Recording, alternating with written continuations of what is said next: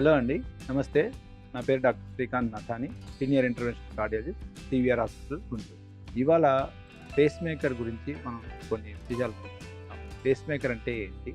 ఎవరికి అవసరం ఉంటుంది? చేసిన ఎలా పద్ధతిలో చేస్తారో అనేది మనం వివరంగా తెలుసుకుందాం.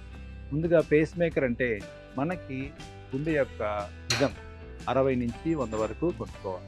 గుండె వేగం మనకు తగ్గితే కనుక గుండె హార్ట్ ఫెయిల్యూర్ అంటే మోతాదులో పనిచేయకపోతే అన్ని అవగాలు ఎఫెక్ట్ అయ్యాయి.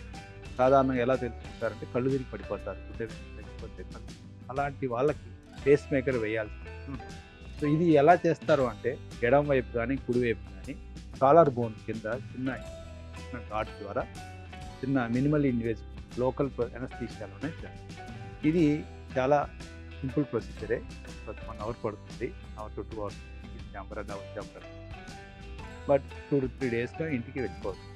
చాలా సేఫ్ ప్రొసీజర్, చాలా ఇంపార్టెంట్ ప్రొసీజర్.